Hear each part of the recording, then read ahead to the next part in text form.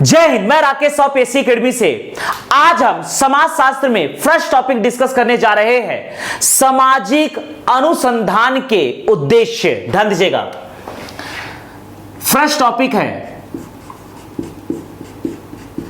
सामाजिक अनुसंधान के उद्देश्य। सामाजिक अनुसंधान के उद्देश्य,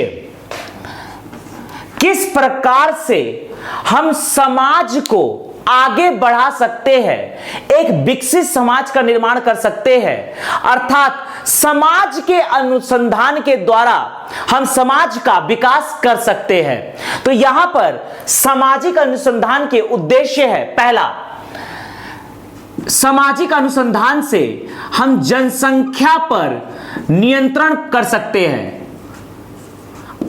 अर्थात जनसंख्या नियंत्रण कानून लाकर यदि भारत में जनसंख्या पर नियंत्रण पा लिया गया तो ऑटोमेटिकली भारत की कई सारी समस्या दूर हो जाएगी। दूसरा है शिक्षा का विकास। शिक्षा का विकास, रोजगार का विकास, रोजगार का विकास। सामाजिक अनुसंधान से रोजगार के नए आयामों को बढ़ावा दिया जा सकता है। चिकित्सा का विकास, चिकित्सा का विकास। भ्रष्टाचार का अंत, भ्रष्टाचार का अंत। समानता का अधिकार, समानता का अधिकार। अर्थात समाज में सभी वर्गों को समान अधिकार प्रदान किया जाए। महिला सम्मान, या महिलाओं को समानता का अधिकार प्रदान किया जाए। मद्यपान निषेध किया जाए, मद्यपान निषेध किया जाए। तो इस प्रकार से सामाजिक अनुसंधान के माध्यम से हम समाज का विकास कर सकते हैं। सामाजिक अनुसंधान का मुख्य उद्देश्य है समाज का विकास करना, और उसके विकास के लिए मुख्य पैरामीटर है जनसंख्या नियंत्रण, शिक्षा का विकास, रोजगार का विकास, चिकित्सा का विकास, भ्रष्टाचार का अंत, समानता का अधिकार, महिलाओं को समानता, मद्यपान निषेध। इसी में हम अगला टॉपिक डिस्कस करने जा रहे हैं। देखिएगा,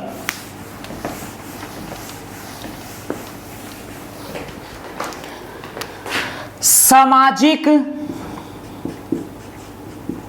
सामाजिक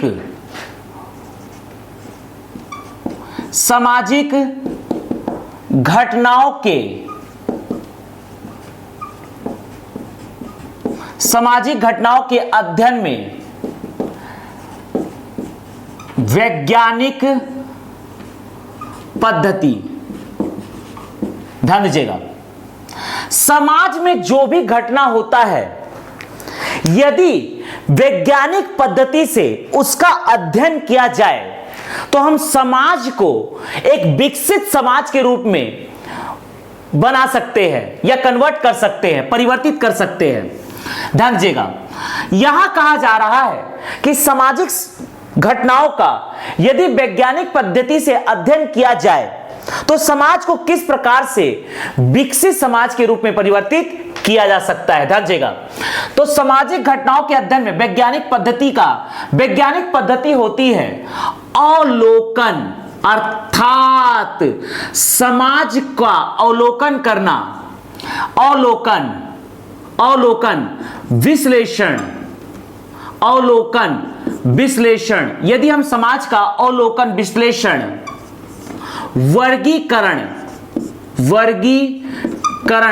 करें तो एक विकसित समाज को हम बना सकते हैं, एक समाज को विकसित समाज के रूप में कन्वर्ट कर सकते हैं। भविष्यवाणी, समाज में भी भविष्यवाणी की संभावना होती है। जिस प्रकार से विज्ञान में भविष्यवाणी की संभावना होती है, इसी प्रकार से समाज में भी भविष्यवाणी की संभावना होती है।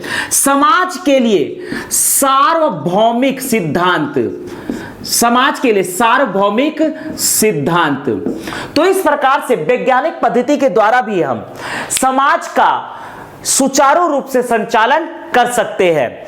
वैज्ञानिक पद्धति के सिद्धांत है अवलोकन, विश्लेषण, वर्गीकरण, भविष्यवाणी, सार्वभौमिक सिद्धांत। इसके द्वारा हम समाज का संचालन कर सकते हैं। अगला टॉपिक है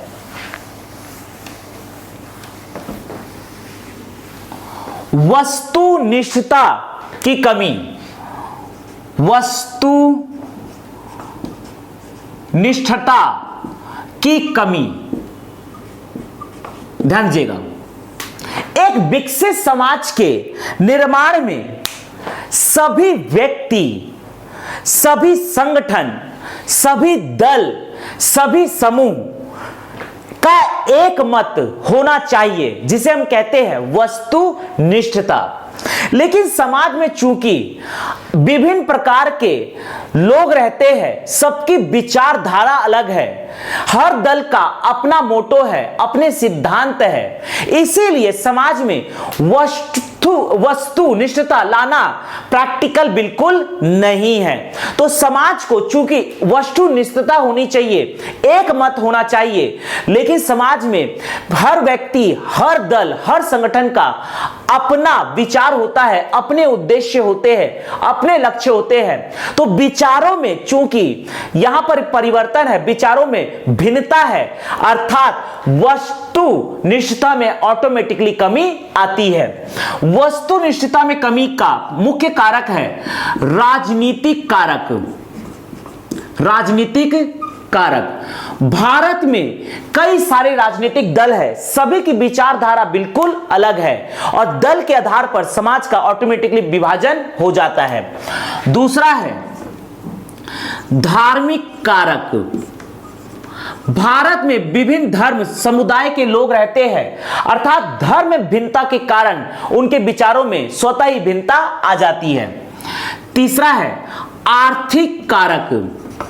किसी भी देश में हर प्रकार के लोग रहते हैं, गरीब से लेकर सबसे अमीर व्यक्ति तक रहता है, सबका अपना एक वर्ग होता है, क्लास होता है, अर्थात आर्थिक भिन्नता भी वस्तुनिष्ठता की कमी को जन्म देती है।